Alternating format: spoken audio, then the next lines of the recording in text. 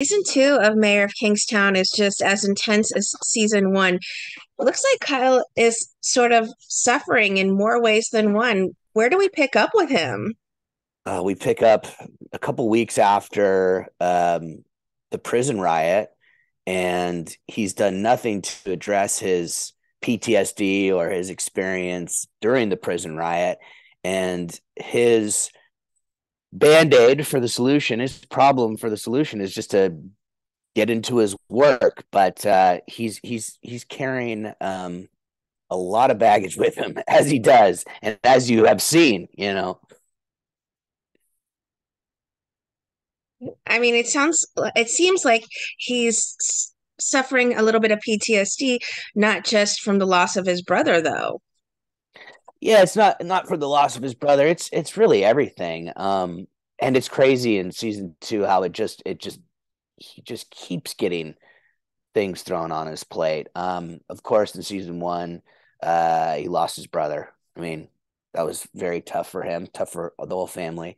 And then just gosh, in season one, I think he is ordering a piece of pizza, and then he has to, he gets in a shootout in the pizzeria. and and then the prison riot, and he's got a wife at home who's about to have a baby, and he's a detective at the in the the doldrums in the dungeons of the prison, while the prison is going to the prisoners, and he's enemy number one. I mean, there's a lot to unpack there for him. And so yeah, and then of course we pick up in season two, and he's trying his best to just kind of put one foot in front of the other, and his job isn't going so great, especially episode two when he is doing a routine traffic stop and ends up killing a couple of the perpetrators who killed his partner. So there's just not a lot is going great for Kyle McCluskey right now. Um, I mean, he does have the birth of his son coming up, but it sounds like he's dealing with more business and internal issues more than anything. You'd think this was a happy time for him, especially since it's a boy and he's going to be naming it after his brother. But he has this trauma that he suffered, and I think the only way he's distracting himself from that is to seek some help from his brother. My favorite part was he goes idle hands. That was a moment Yeah. of and of how far we see he's needed to go in order to sort of distract himself and get himself in a better place. Was he reluctant to seek help from his brother, or is he at a point where he's just like, I need this, this is what I need, whatever I need to get myself in a better place? I think his brother is the only one who he can trust. His brother is the only one who can really relate to him. He feels. I don't think that Kyle, being of Irish descent, is really ready to go into the therapist's office and talk it out. And I think that they cover it up the old-fashioned way. You talk with your brother, you drink it away, and you stay busy. And so Kyle's doing a lot of that. I mean, we've seen from his mom that they're not as well, that they're not the touchy, emotional kind of family, other than, Nope. the bonds that connect them. They're not gonna do any of the, I love you, I've missed you kind of moments, but they are gonna, hug it here and there, and do show affection towards each other. But, they're not gonna say, look, man, I'm suffering, I need a hug. Like I need someone to listen to me talk it out. Um, so like you said, this is a typical Irish family where, the walls are up when it comes to emotions. But every single scene, you do bring such an intensity to Kyle. Was it always there in the script? Was he always just this deep, dark, tormented sort of person, or was there a lighter version to him? Well, the text in the scripts, I think calls for the intensity. Um, Episode two in particular, when he gets in the traffic stop and his partner gets killed, and he has to shoot the two perpetrators, and then he finds a baby in the back. It's kind of like his whole this entire his entire story is laid out in front of him. He's dealing with multiple murders. I mean, multiple dead people in front of him. I mean, that's not something that you just get over like easily. I know audience members may be desensitized by all the violence, but if you're a human being and you witness like, and you're part of three killings, I mean, that's really going to affect you. That's not something that you can just brush over. First of all, the partner that you had, and Kyle McCluskey is, 2 for 2 for, not keeping his partners. He lost one partner in season 1. Now he's lost one partner in season 2. So I guess the rule is don't be Kyle McCluskey's partner unless you're Hugh Dillon and, are just a badass. Um, so yeah, I mean, the reality of that situation, it calls for a very deep traumatic feeling, a primal feeling of fear and rage and confusion to come out of you. And so if I didn't do that in the scene, if I didn't take all that text and take that situation, I wouldn't be doing the story service. I wouldn't be doing the character service. So I had to go. I had to go hard. Yeah. I mean, you have some incredible scene partners. You got to be able to keep up with the wonderful talents of Jeremy Renner, and you had Yeah. Kyle in season 1.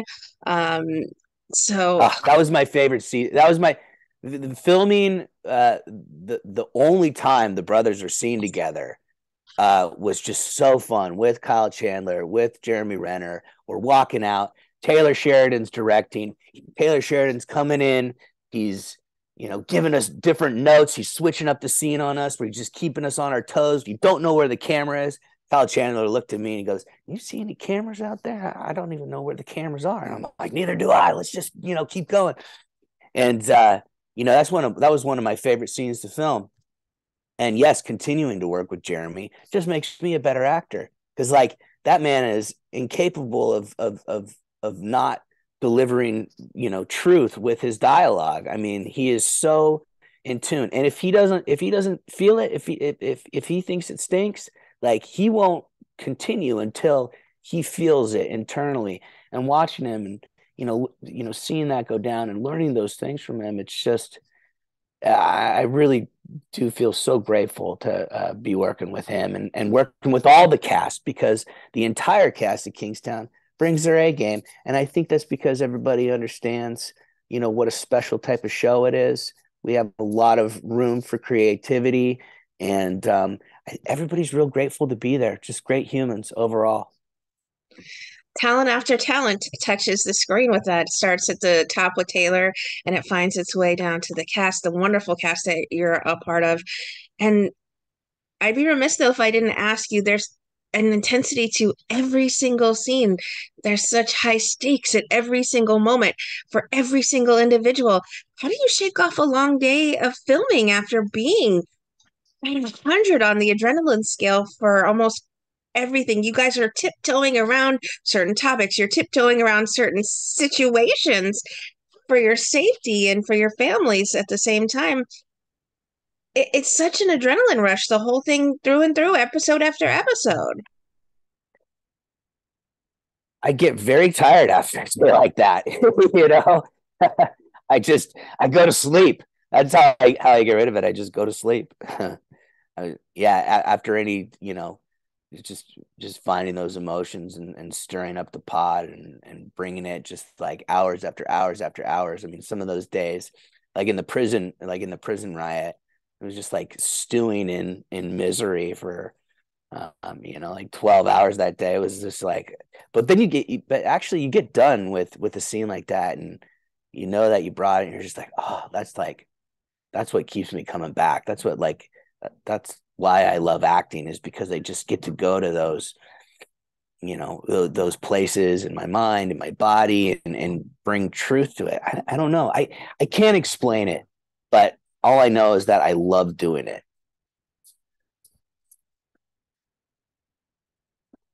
I think episode after episode, I've said continues to get better and just better. And you talked about the shootout, the car scene where you guys are all together. Is that one of the scenes that truly was the most difficult for you to film physically, emotionally, or have there been other scenes maybe at Mitch's gravesite where you found were more of a challenge for you because it was more of an emotional moment for you? Yeah, every every scene, every situation, it's just you just build from the ground up, right? There's certain things that Kyle goes through that I've been through personally. There are some things that some traumatic events that we share in common. So it's not emotions that I'm unfamiliar with. Um, so when I'm trying to build a scene or build a character, uh, I I use whatever works, it's like raising a kid, it's about survival. You do whatever works. But with building a character, it's a mix of imagination, personal experience, and yeah, and you just let it rip. There's so much that I love about Mayor of Kingstown. Like I mentioned, from the top to the bottom, through and through, the writing, the acting, each of you just chef kiss every single scene. It feels like there's so much heart, but also so much torture to these characters. Is that what you think really connects with the fans and have made it such a fan favorite series? I hope so. I hope so. I think it's because we don't pull any punches. I think we are unapologetic as a show, and we just take it past the limit. I mean, that's why I love it. That's why I love to be a part of it. That's the kind of art that I want to be a part of, one that's like constantly pushing and pushing. And I think that's what this show does. Yes, it's violent. Yes, it's tough to watch. Multiple people are like, oh, my friends are like, I love it, but my girl can't watch it, and I'm like, well, I understand. My mom calls me, she goes, geez, Taylor, I mean, you did great, but what a show. I mean, are you okay? And the answer is yes, because um, everyone's operating at such a high creativity level.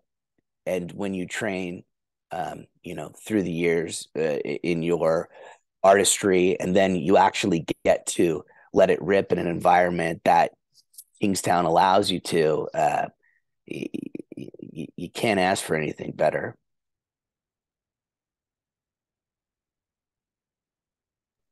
What's next for you then? Have you been busy working on any other projects, or does Mayor tend to keep most of your year busy for the time being?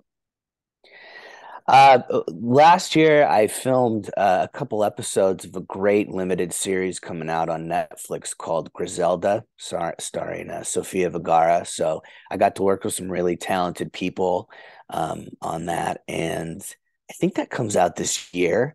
And in the meantime, I'm open for business. You said that very Kyle, very Kyle in the moment. I don't know if I should take that as a threat or an invitation. I'm open for business. What do you got? Send it to me. I'm looking, I'm reading. Let's go. You've been a part of a number of incredible projects throughout your wonderful career. I'm sure Mayor ranks at one of the top. Are there any other favorites that hold a special place in your heart, or at this point is Mayor just like the ultimate project that you've loved and continue to love being a part of? Every project that I've done has had it's had like a magical quality about it. Like every project that I've ever done has come to me at the right time in my life. And so each of the things that I've done, they are their own little, capsules, and they're special in their own ways. I have to say that Mayor is definitely, you know, the tip top, because not only with, you know, what I've explained about the show through this interview, but I was thinking about stepping away from acting before I actually got this audition. Things weren't going so great. You know, I wasn't operating at a level, or I wasn't allowed to create at the level that I thought, you know, I should be creating. And coming out of COVID, things were like a little strange, you know, I think for everybody. And I just didn't, you know, I didn't know what was going to happen in my career. So I started thinking about doing something else, not knowing what that was. But then Mayor of Kingstown came across my desk, and that audition, and it had Taylor Sheridan directing, who I've, you know, writing and directing, who it's funny, if you see my notebooks from like 10 years ago, you'll see I want to work with Taylor Sheridan. I want, you know, I like the guy. I mean, he's a guy that I've always wanted to work with, and want to continue to work with. And then there was like a little seed in my head that I was like, you know, if Jeremy Renner ever did TV, I could probably play his brother. And in fact, when, well, what was it? When Hawkeye was announced years ago, I was like, oh, I wonder if Jeremy Renner has a brother in that show, because I think I could play his brother. And then I knew he was doing Hawkeye, and then I get this script that has Taylor Sheridan and Jeremy Renner, and I'd be playing Jeremy Renner's brother. I was like, wait, but he's shooting Hawkeye. How can he be shooting? I was like, whoa, okay. So this is the You're like, one is I'm going this to go out on. manifesting itself? Did I do this? I don't know. You know, I did all the things. I did all the things they say to do, and here I am. You know, it's weird. It's a little magical. What would you like to say then to everyone who are fans and supporters of the work you do on our screens? I'm just so grateful for your attention. Really, I mean, um, the fans are everything. The fans are what keep us going. You know, there's the love for the acting, and if I get to continue, you know, entertaining, then that's what I love to do, and I love to bring good stories to the screen, and you know, the continued support is so appreciated, and much love to you all.